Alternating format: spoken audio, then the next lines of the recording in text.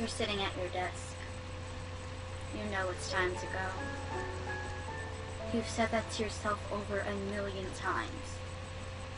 But this time you know, for sure, Israel, you're tired. You're just so very tired. Your parents pissed you off.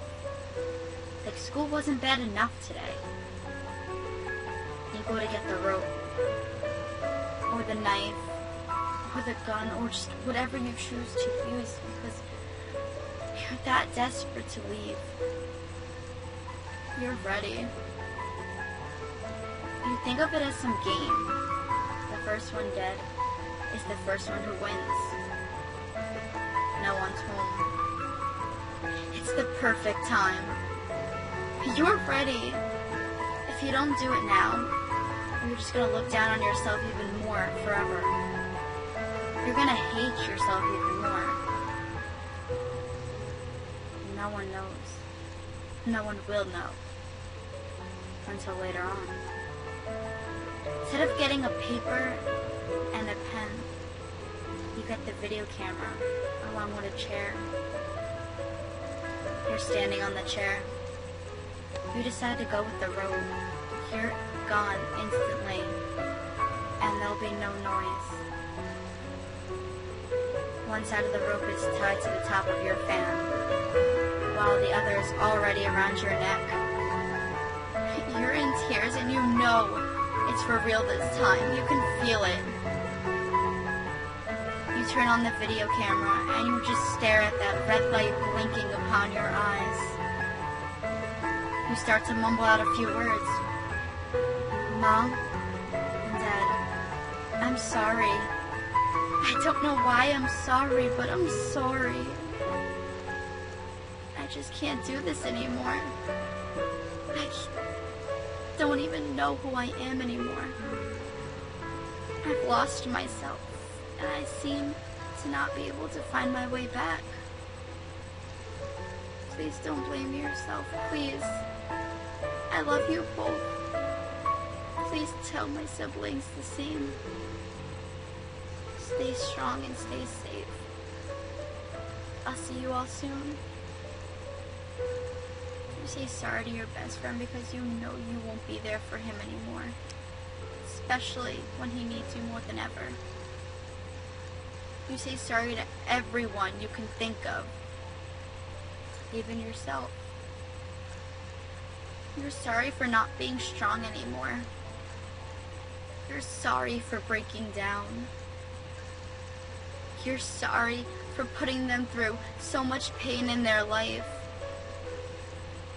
You stare, once again, at that red light blinking upon your eyes. One foot is off the chair now, as you begin to mouth the word goodbye. You have the remote control to turn off the camera in your right hand. Your pointer finger on the off button already.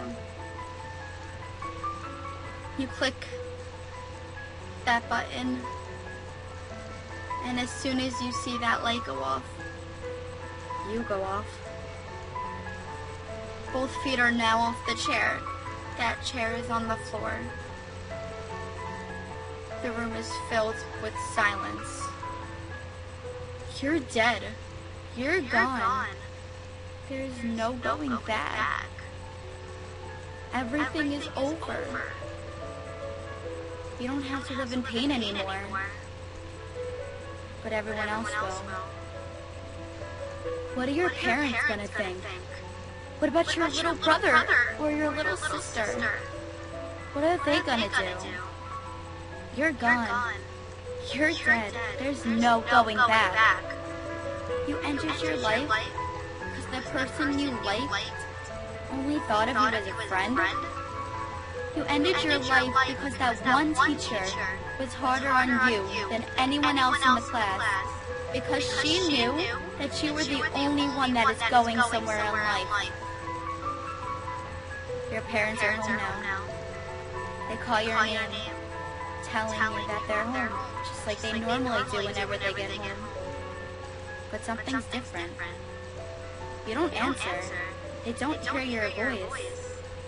They get worried. You always answer. They come upstairs thinking you're sleeping or showering. Your mom opens your bedroom door and screams at the top of her lungs. She instantly passes out. Your little sister hears her and comes up after her. She screams, "Daddy, help!" She runs over to you, hitting your leg, begging you to wake up. Wake up!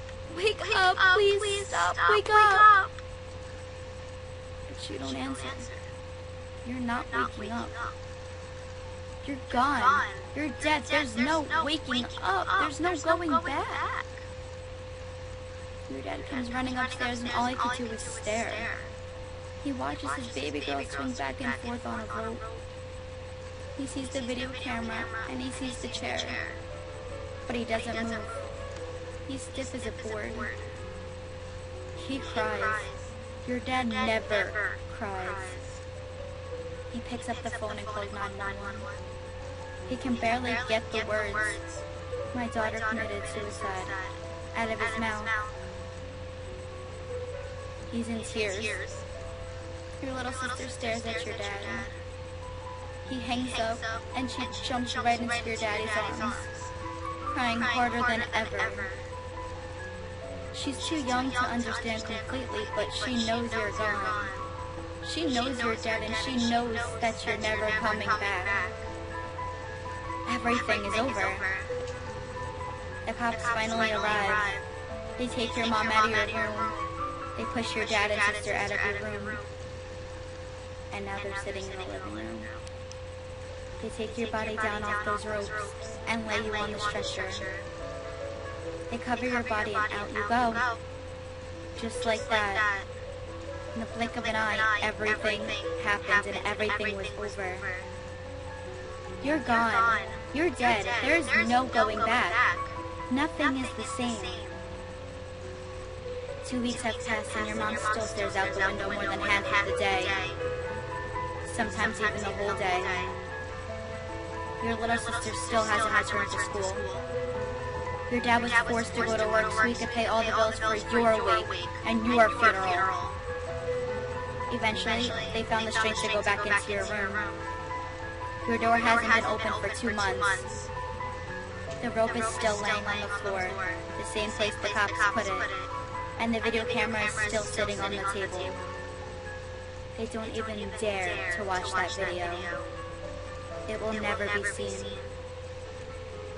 They slowly pick up the ropes and throw it in the garbage. Chills run up their spine, your mom basically in tears.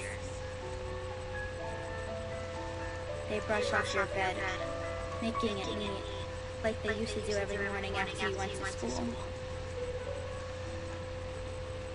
Your desk was empty. It didn't have those little sticky notes you used to leave before you ran to the bus saying, "Have a good day, Mom, remember to smile," or "Have fun at work, Dad," smiley face. You pretended to be so happy. You even tricked yourself. Your bed was made and your room was clean. They shut the door and it remained shut. Your school is still in distress. You thought no one cared and you thought no one noticed you. Remember that girl that said no to being your lab partner? Yes, she cuts every single night now because she thinks it's her fault that you died. Remember that boy that tripped you by accident, looked at you and just didn't say sorry? Yeah, he's in suicidal therapy 5 days a week in the hospital because he feels a smile could have saved your life, and he didn't give that to you. Do you remember that teacher that was hard on you that day? She quit her job because she felt she wasn't suited to teach anymore. You're gone, you're dead. There's no going back. 4 years have passed now. Your little sister is now 15 years old. She started a club. It's in her school dedicated to you. Secrets is what she calls it. The club is formed for kids to speak their hearts without anyone judging them. They could say anything they want to and talk about anything they needed to. If they were suicidal, They always had someone to talk to. That was your problem. You didn't want to talk to anyone. You had everything bottled inside of you. You acted as if you were the happiest kid on the planet, and you acted as if you had the perfect life. You played that happy character so well that even you started to believe it. You would be so happy all day, and as soon as you laid in bed that night, the thoughts came back. A little fight between you and your parents could have set you off. But with everything inside of you bottled up for years, you just hit your limits. You're gone. You're dead. There's no going back. Your room will never be occupied. Your mom still cries every single night. Your dad isn't as strong as he used to be. Your little sister will never grow up with you by her side, moving her in the right direction. She needed you. Your best friend is still torn up. He needed you. Your parents don't know what to do anymore. They need you. Your school now has a club dedicated to you, so teens will not make the same mistake as you did. Your life was precious, and you took it away in the blink of an eye. All you needed was a smile. It's all you needed to show you that everything will be okay. But since you're gone, just know people cared. People always have cared. And people always will care. You were just way too upset to see that back then. You were just too caught up in the fact that you thought no one cared. When the truth was, more people cared about you than you ever thought they would. And you know what sucks? It sucks that you see that now that you're gone. And you didn't see that when you were still here. Your town will never be the same. A girl is gone. A special girl. A girl who thought no one cared. Everyone cared. I promise you. They care. They always have cared. And they always will care. We loved you. And no matter what, we will still always love you.